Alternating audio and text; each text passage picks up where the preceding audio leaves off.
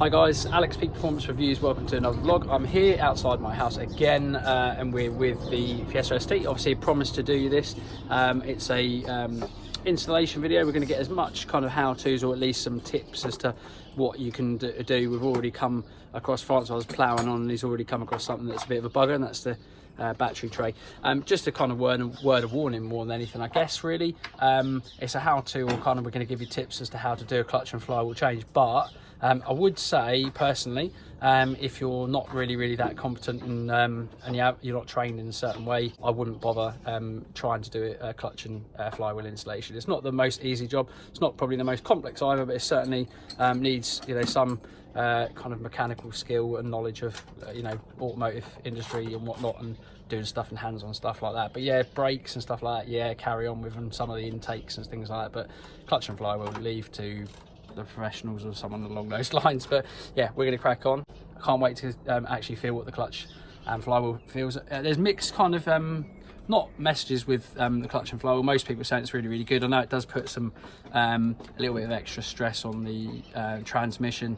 There's one part in particular, I think on third gear or reverse, I can't remember what it is, that apparently these clutch and flywheel packages can put a little bit more stress on the gearbox. But anything does really, if you're needing to kind of make it accept more power and more torque. So also the clutch pedal feel, apparently it feels really stiff initially, but when it's worn in, apparently it feels really good for the power it holds. So I'll let you know how it feels, and we'll get a drive video for you very shortly after this one as well. And it gives you loads of chances to clean things like the air filter, so I'm gonna just give it a hoover up and yeah, get out as much as I can from dirt and debris from the air filter inside and out as such. You can use cleaners on here. It's not K&N, but yeah, I'm not gonna use a cleaner. I'm just gonna hoover it up and clean it up a little bit that way. Looking way better now. Not perfect, but looking way better. And you get all these little bits out as well, but yeah, looking much better so far from just a hoover and a bit of a clean. So first problem, we've got the car all up, jacked up, loads of bits and bobs off this side, obviously on the other side, obviously the drive shafts have to be popped out.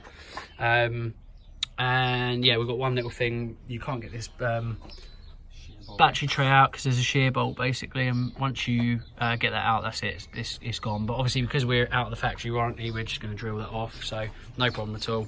Like I say, this car is not under warranty anymore.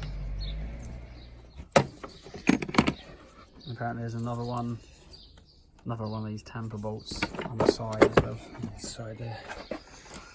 Oh yeah. There she is, yep. Just there. Battery tray and ECU, which is all on one kind of assembly as such. And one of the reasons why these Fiesta STs have good self-adjusting ECUs, because it's a Bosch Multitronic, so it's a really good ECU, to be fair. Self-adjusting, cool, really good ECU. And yeah, that's the plate that kind of held it on as well. Drilled that out. Probably are going to put some Allen key bolts and find a way to put that back on.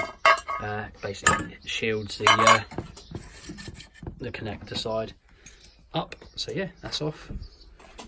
It looks a bit bare over here now. Got to take a few more things out. Start taking the gear selectors, cables off, and down there. Skipped quite a few steps, but we've basically got to the point where we've got the gearbox out. I do apologise, people, but my fault.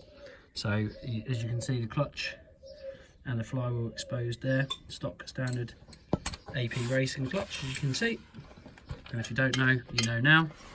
I think most people know that they're AP Racing, so really good quality clutch out of the factory.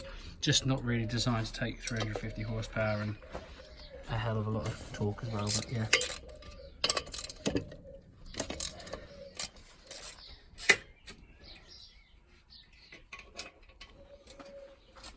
This clutch, top side, this looks fairly buggered but not atrocious. Then the inside, it's pretty bad as well, but if you look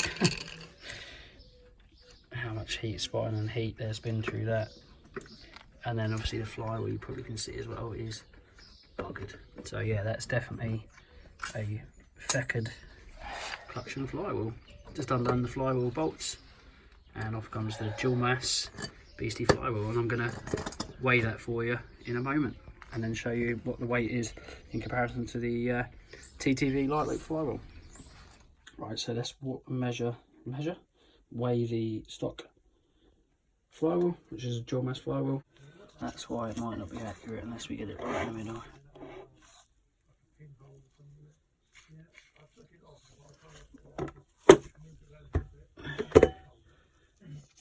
11.3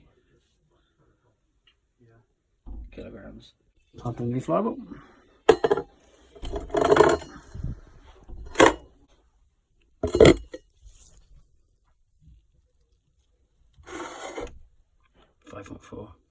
Nice.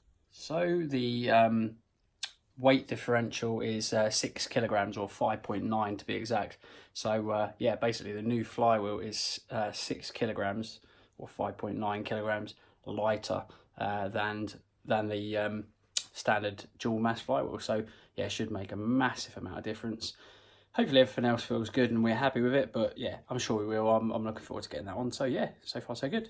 All right, so there's the flywheel in situ.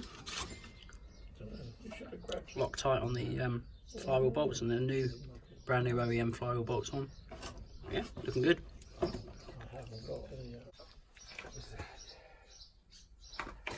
Looking good, but yeah, make sure you follow the instructions. They're not the best, but they're okay.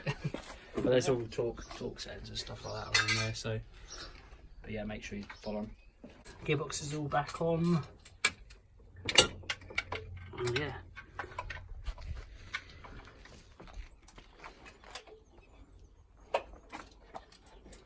We're doing everything else. We're going to do a quick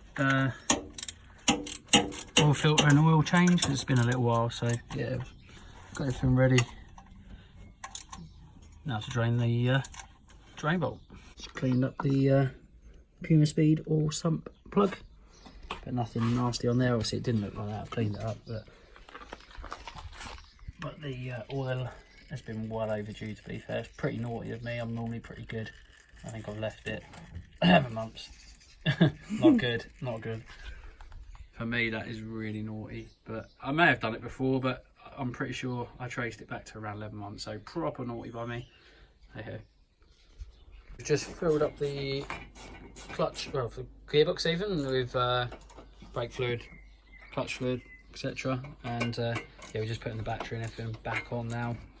And the input pipe has gone back on, and then it's just the other intake pipes and induction kit as such, filter, lower hose intake, and some other sensors, and ECU's back on. Obviously it's on the side of the battery tray. Yeah, we're kind of getting there. Just got to put the wheels and stuff back on and feel what the clutch seems like. Obviously underfoot at the moment, it feels quite a bit more stronger than standard, certainly underfoot, but yeah, not too bad. But we'll wait and see what the bike feels like and whatnot. But yeah, so far so good. So yeah, I've just been for a quick drive, and yeah, every gear goes in gear, which is good. No lights on the dash. Yeah, it feels really good actually. Just so you guys know actually how it feels. Clutch engagement feels similar to stock, a little bit harder, but certainly nothing off the traffic lights. A number of times I've been caught on traffic lights on a red, and yeah, engagement's beautiful and smooth, and yeah, awesome. Apparently I've heard it's meant to get even better, so for me it's absolutely fine as it is. So yeah, hopefully it proves to be good. I know it's going to take the power. I'm just skeptical and worried about maybe it doing stuff to the gearbox, because now it's not a dual mass. There'll be a bit of vibration from the single mass, but there's certainly no chatter and no sounds. Again, with the car being relatively loud, I don't know whether it's that. For me, it's you can't hear the clutch plates, or the clutch plate, and the flywheel vibrating or anything like that at all. So yeah, you wouldn't be sitting at a set of traffic lights or round town feeling a bit embarrassed by that kind of rattle that you get sometimes. which I do have on the Supra, but obviously it's huge power and it needs a certain specific clutch, and it does have a bit of rattle. It's not that bad again, but that is it's non-existent in my opinion, or it might just be that the rumble of the exhaust and induction etc is certainly drowning it out, so you can't hear it at all. So yeah, really pleased with that. So yeah, just time to start up and go for a little drive. So yeah, I would get your video, but watch on another time, and I'm sure I'll get you another video, but I'm going to go and drive it.